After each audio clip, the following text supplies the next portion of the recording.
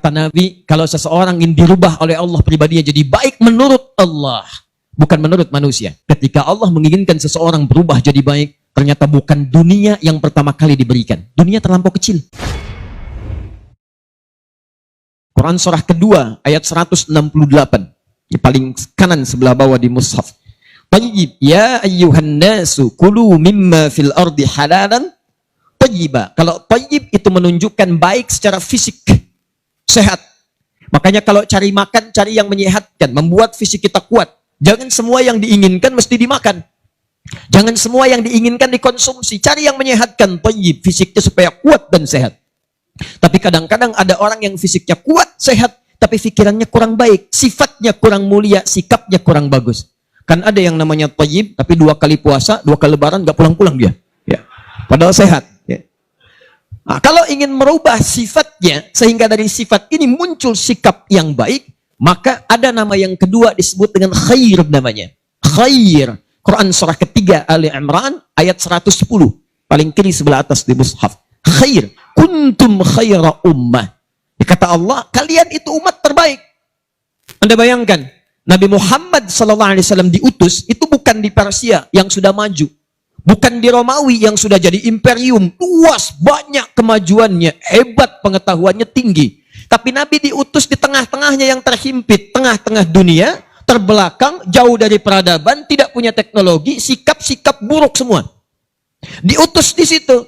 Begitu diutus, risalah dikumpulkan oleh Nabi, diajarkan risalah Islam, bertransformasi dari yang tertinggal jahiliyah menjadi khaira ummah. Jadi kalau dulu ada orang paling buruk, sekarang nampak jadi paling baik di muka bumi. Kalau ada orang paling pendusta, jahiliyah sudah banyak. Makanya kalau ada pembohong sekarang, dia telat, keduluan sama orang dulu. Dan jahiliyah mau berubah, seburuk-buruknya jahiliyah, dari pendusta jadi orang paling jujur. Seburuk-buruknya dulu orang sombong, yang sombong banyak. Banyak. Abu Jahal, Abu Lahab, abu-abu yang lainnya ada. Jadi kalau yang abu-abu sekarang muncul ikutan sombong, dia telat. Sudah ada yang dulu.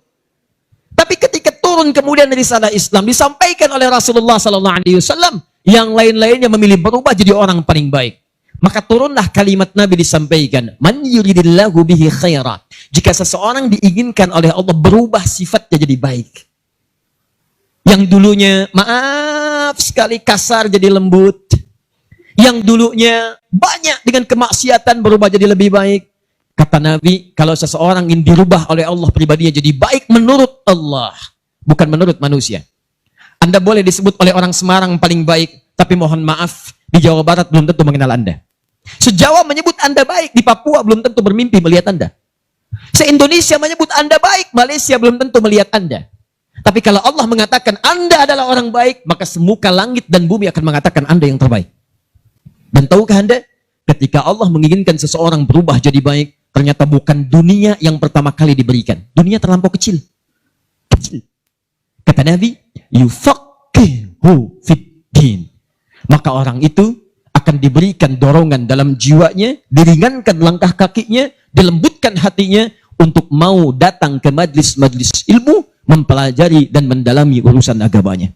Maka saya berikan ucapan selamat kepada Anda sekalian di malam hari ini. Dari sekian banyak hamba Allah yang bertebaran di seluruh wilayah-wilayah dekat kita ini, ternyata Anda yang dipilih oleh Allah Subhanahu wa taala. Dilembutkan hatinya, diringankan langkahnya. Demi Allah saya katakan, saya tidak kenal siapa Anda. Saya belum pernah melihat Anda sebelumnya. Kalau tidak Anda diringankan oleh Allah, demi Allah untuk apa Anda datang sini? Maka saya katakan, selamat, Allah telah menginginkan Anda berubah menjadi orang baik, dan dengan itu pertahankan kebaikan ini. Jangan kadang Allah naikkan, Anda turunkan. Ini yang keliru. Allah sudah naikkan iman kita, tapi kadang manusianya yang menurunkan lagi. Saya ambil contoh begini. Mana yang paling bagus, sholat berjamaah atau sholat sendirian? Berjamaah. Mana yang paling bagus, berjamaah di masjid atau di luar masjid? Masjid. Misal, antum subuh sudah ke masjid, sholatnya berjamaah. Di masjid itu bukan yang biasa-biasa, baru datang ke masjid nih, baru nyampe masjid nih, baru tiba. Itu kata Nabi di hadis Muslim disebutkan sudah mendapatkan 25 kebaikan. Baru nyampe 25. Jarak satu keduanya, ma baina darajataini khamsumi'ati sanatin, 500 tahun. Dua ketiganya 500 tahun. Tiga keempat 500 tahun. Masuk kaki kanan baca doa, tambahkan lagi pahala. Diniatkan i'tikaf kata Imam An-Nawawi dalam kitabnya At-Tibyan, dapat lagi pahala. Duduk kemudian sebelumnya tahiyatul masjid, pahala lagi. Tilawah, pahala lagi. Salat, zikir, pahala. Sampai pulang, pahala lagi. Demi Allah saya katakan teman-teman sekalian, antum sudah salat di masjid, salatnya berjamaah. Subuh sudah Allah angkat ke level tertinggi. Kenapa zuhurnya antum turunkan lagi? Tiba-tiba zuhurnya antum salat sendirian. Sudah enggak ke masjid, tidak berjamaah, salatnya sendirian. Dikala Allah sudah naikkan, kenapa antum turunkan? Nah ini kadang-kadang hal yang terlihat ringan, tapi sesungguhnya besar dalam pandangan Allah subhanahu wa ta'ala. Jadi saya ingin memulai dengan mengucapkan selamat dulu. Mudah-mudahan ini adalah awal perbaikan dalam kehidupan kita. Dan insya Allah sepulang dari sini, kita insya Allah akan menjadi hamba yang terbaik dalam pandangan Allah subhanahu wa ta'ala. Ya. Dan itu tidak cukup dengan amin. Ya, kita harus pelajari dulu. Karena amin tidak dipraktikkan sampai kiamat kurang 2 hari, itu tidak akan pernah terjadi. Ya. Tapi minimal yang sebelah sini saya lihat wajahnya sudah semakin bercahaya. Ya, Masya Allah. Kena pantulan lampu. Ayo kita mulai bahasan kita. Malam hari ini semoga Allah berikan kesabaran untuk kita ya. Baik, tadi khair sudah saya tambahkan supaya tidak penasaran. Kalau kebaikan itu sifat dipraktikkan berubah jadi ma'ruf namanya. Thayyib, khair, ma'ruf. Kalau yang baik itu diniatkan karena Allah, maka berubah jadi ihsan namanya. Ihsan. Karena ada orang baik, tapi kebaikannya tidak diniatkan karena Allah. Ada. Maaf ya, maaf. Antum kalau kedatangan tamu, misal saya bertamu ke tempat antum, disiapkan makanan nggak? Minuman? Kenapa? Karena Ustadz mau datang, tamu. Bukan.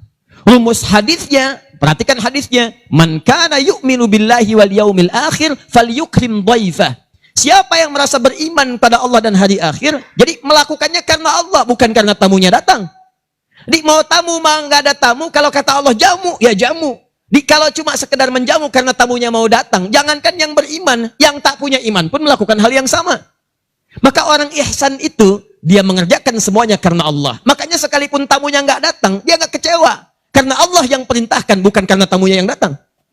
Kalau antum kerjakan karena tamunya, ana mau datang nih, fokus silahkan, ana siapkan yang terbaik jamuan. Di pertengahan tiba-tiba 10 menit lagi mau nyampe, afwan ada kejadian. Saya nggak bisa datang nih. Ya kan udah saya siapkan, kenapa nggak dicobain dulu? Tapi kalau anda kerjakan karena Allah, afwan saya nggak bisa datang. Nggak apa-apa, hari ini Allah kirimkan makanan banyak buat saya. Kumpul. Nah kalau 4 ini bertemu, fisik sehat, pikiran bagus, sikap mulia, dikerjakan karena Allah, thayyib, khair, ma'ruf, ihsan berkumpul, maka berubah namanya menjadi salih. Salih. Ihsan ditemukan misal di Quran surah ke-46 ayat ke-15, salih ditemukan di Quran surah ke-7 ayat 189. Karena itulah kita selalu berharap jika lahir keturunan bermohon kepada Allah supaya lahir anak yang salih. Berkumpul 4 kebaikan tadi. Hampir tidak pernah ditemukan ada seorang ibu berdoa atau ayah, ya Allah, anugerahkan saya anak yang thayyib. Hampir tidak pernah ada. Saleh.